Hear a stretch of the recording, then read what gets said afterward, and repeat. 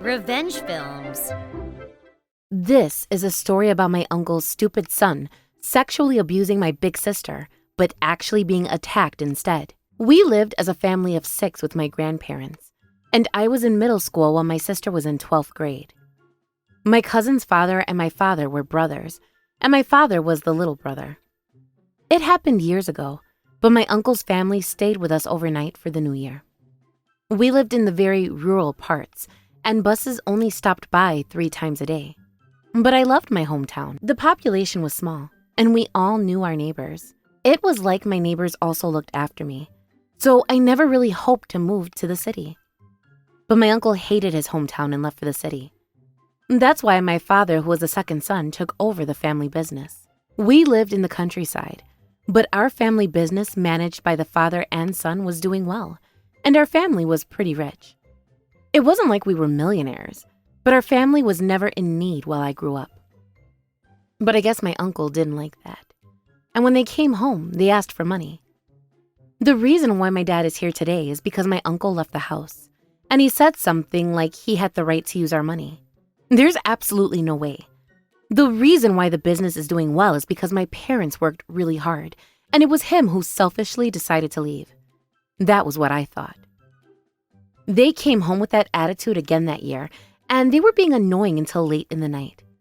My father was losing his temper, saying there was no money he could give them, and the neighbors got surprised with the chaos and even called the cops. But something even worse awaited us after that. Our cousin, the uncle's son, was educated very well by his father, and he was absolutely crazy. Every time he came over, he would tease us, saying we were country girls stinking of rural odor, and said we won't accomplish anything in the future because we never left the countryside. On the other hand, he said he had a bright future ahead because he grew up in the city. He made him sound almighty while he looked down on us. But let me tell you, we can get anything we want despite living in the countryside if we order online. And we interact with different communities, even if we were on the opposite side of the globe. So I wasn't frustrated with my life at all.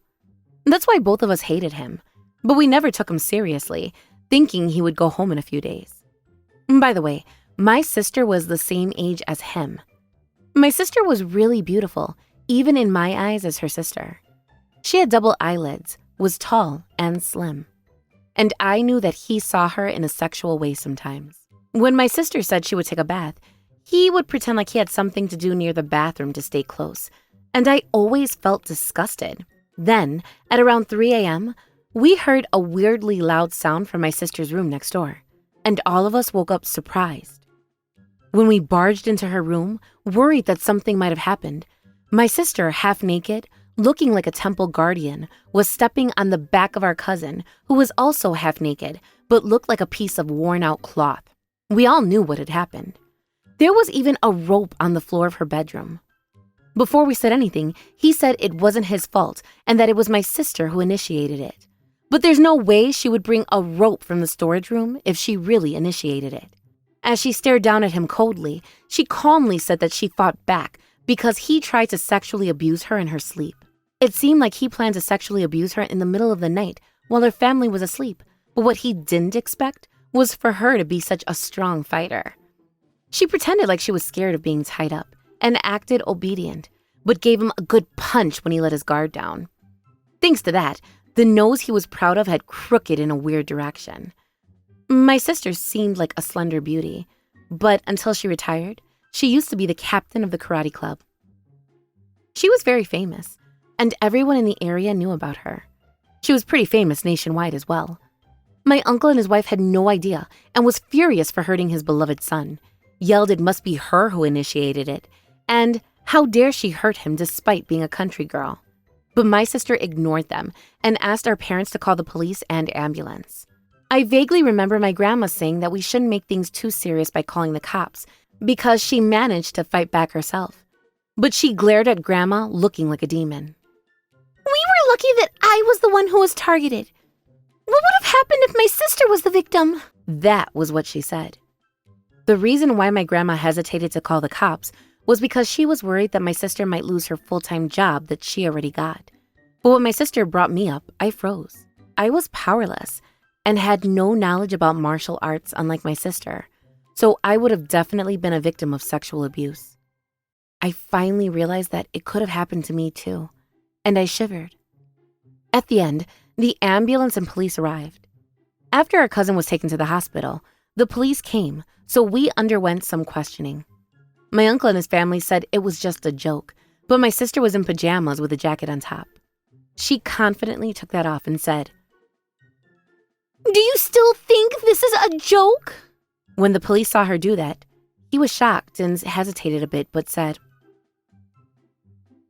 "I get it now, so please stop." Then he called a female police officer to come help him. The buttons on my sister's pajamas had all flown away, and her bra strap was also cut. She was basically naked, but I really respect what she did to prove how serious it was back then. And there was also a rope and knife, which my sister didn't touch just in case. So the police believed what my sister said. The female police officer who came to our help after that interviewed my sister for more details and checked how she looked taking her jacket off inside the house.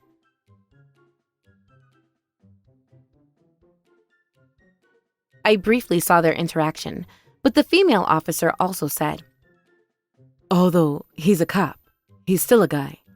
But I'm surprised you decided to reveal yourself." She seemed weirdly impressed. It's no surprise, though. Usually, if someone had to go through something like that, it would be natural for her to feel scared of men touching her. I guess the police officers expected her to act like that, so I bet they were surprised to see her reveal herself so easily in front of them. After that, they did some investigating, and it turns out my cousin was guilty for other crimes as well. It looks like he had done the same thing in the past. The girl's family decided to drop the case so it wasn't revealed to the public, but I was really embarrassed to know that one of our relatives was a criminal. At the end, my sister said that if she ever went easy on a person who had tried to sexually abuse someone in their sleep with weapons, she wouldn't have been safe, and her point made perfect sense. So she didn't have to give up her job that she got. After that, I didn't get to know what happened to my cousin since quite recently. After their rude behaviors and the accident, my grandpa got furious, and we basically broke relations with my uncle's family. But the trashy cousin actually turned out to be a piece of trash, and I heard that within a year, he really got thrown behind the bars this time. Apparently, he invited the girl he was interested in at college to a drinking party and tried to sexually abuse her using the sleeping pills he got hold of. He really messed up and even got kicked out of college. It turns out the girl was from an affluent family. Her parents got furious and used all kinds of connections to fire my uncle from his job, as if wanting to completely erase him and his wife from society, and threw my cousin behind the bars. My uncle panicked after losing his job, and although we basically broke relations with them, he came to ask Dad for help and asked us for money with his wife. But my dad and grandpa yelled at him not to visit them ever again. According to the rumor, our cousin's story was even published on the newspaper. All his crimes went public, and my aunt went crazy, got depressed, and my uncle has no money nor a job, and they're even struggling to make a living. We were lucky that my sister successfully got to fight back, but I really wish my cousin who tried to assault powerless girls would never come out of jail for the rest of his life. The same goes for my uncle's family, and I hope they experience hell on behalf of the parents who shed tears because of them. How was today's video? If you enjoyed it, please subscribe, like, and leave a comment. Stay tuned for more.